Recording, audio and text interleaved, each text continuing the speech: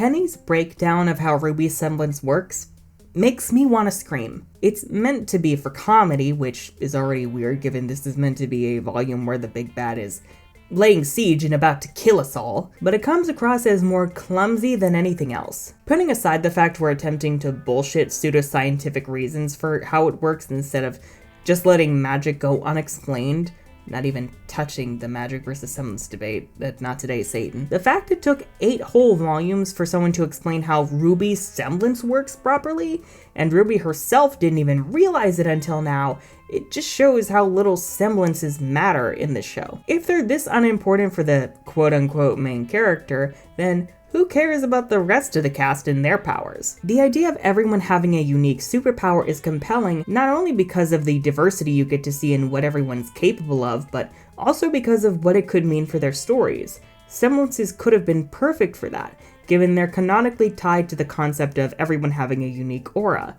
Instead, many supposedly important characters don't even have semblances, or have semblances that are only shown in supplemental material. And the semblances that are actually portrayed in the show mostly come across as lackluster and dull. So today we're going to explore why semblances are so goddamn boring, and how they could have been handled better.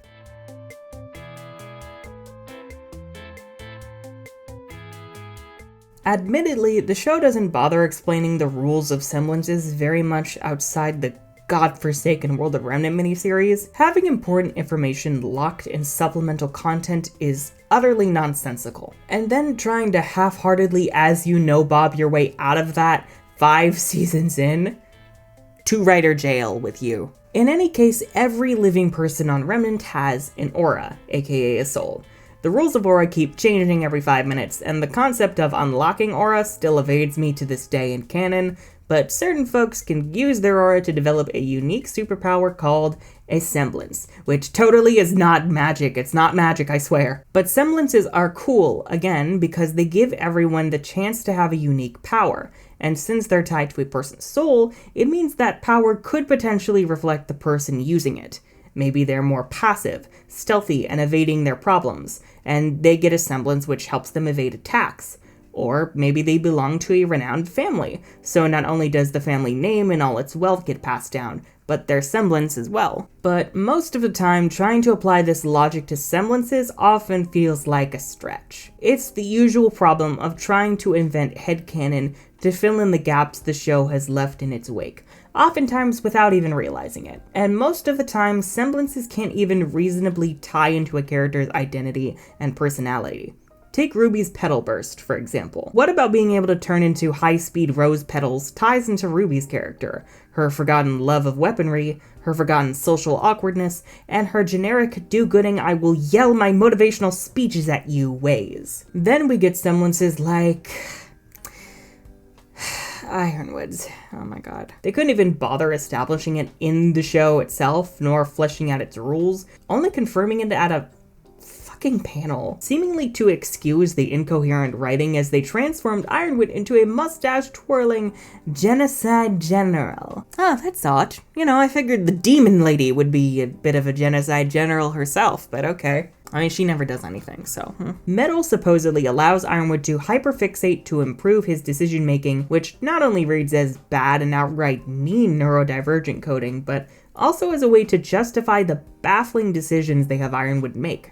They essentially came up with some half-assed excuse outside the show to hide the fact they warped character personalities, values, and motivations constantly to achieve whatever bad plot outcomes they want. And beyond that, look at the number of characters who are supposedly important, many of whom are even hunters who fight, who just don't have semblances. Roman was supposed to have a semblance, but for whatever reason, it got scrapped and was later given to Fiona. That's right.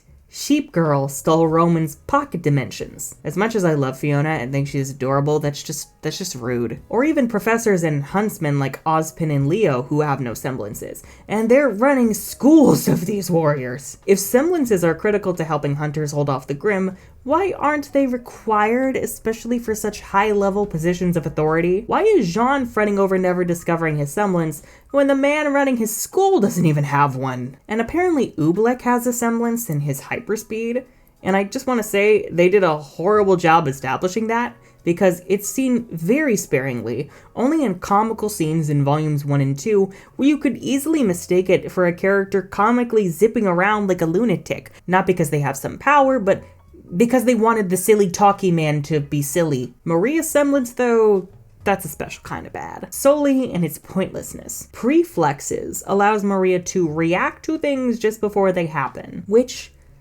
why is that worthy of a semblance? Why isn't that just a thing that comes from a sharpened awareness and skill among hunters? Semblances should be far more important, telling you about the characters and letting them strut their stuff in style, but instead, most semblances feel like a complete afterthought, or at worst, an excuse for bad writing choices.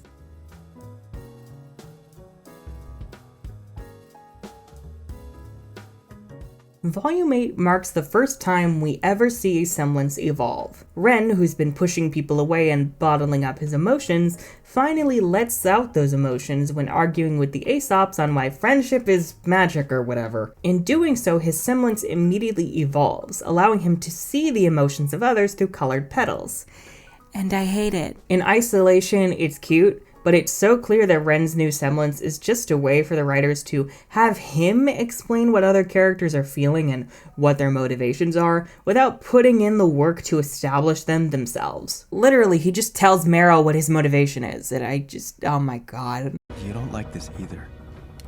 In fact, you don't want to be a part of it at all anymore. What kind of force bullshit nonsense? And beyond that, why is this the first time we've ever seen a semblance evolution? The concept of an evolving semblance is actually brilliant. People grow and change constantly, shaped by their experiences, and it makes sense that in a world where who you are influences your superpower, your power is subject to change depending on what you go through. It's an easy way to externally demonstrate the internal changes of your character, serving as milestones for a character's journey. So the fact we haven't once discussed the idea of a semblance evolving, and we've only just now seen it 8 volumes in, makes it feel less like the characters had this idea of characters growing and evolving, and more like they just gave Ren this convenient power-up to make their script writing process easier. Team RWBY still have the exact same semblances now that they started with, just with less cool visual flair. And in concert with their lack of motivations and characterization that's somehow both shallow and inconsistent, it becomes even clearer how little semblances matter in this story aside from obligatory fight scenes and lazy writing. Let's look at Blake and Yang's semblances, for example. Let's say Blake's semblance is supposed to reflect her aversion of conflict and self-loathing like we posited earlier. And maybe Yang's semblance is a reflection of her thrill-seeking, boisterous personality, and her sunny personality, but also anger issues stemming from abandonment issues. For Blake, her semblance could potentially hit an extreme where her self-loathing peaks. This is something I actually toyed with in my Volume 8 rewrite, where Blake's dark sentiments bubbling to the surface result in her momentarily falling into darkness, where she can only see silhouettes of her friends, and she's invisible to them. And maybe once she moves past this and grows as a character, her semblance evolves to reflect that, becoming less passive and more active. As for Yang, instead of her semblance being downplayed because the writers can't decide how it actually works, and we also can't figure out how to animate it in Maya, it instead disappears because of Yang's trauma. Because she's fallen into a rough patch, she's unable to spark that flame she's relying on in battle, and it only returns once she's dealt with all of the trauma and rises above it. Like a sunrise after a long night. Maybe instead of relying on damage she's taken and pain, it's instead fueled by positive feelings that she has to focus on instead. Anyhow, if you enjoyed this video and would like to see more content like this from me, then be sure to subscribe and ring that bell for notifications because YouTube hates creators. Also, please consider, if you're willing and able, pledging your support for myself and the channel over on Patreon, and checking out my debut urban fantasy novel in the description below. I'm the Unicorn of War, and Semblances are a shit show.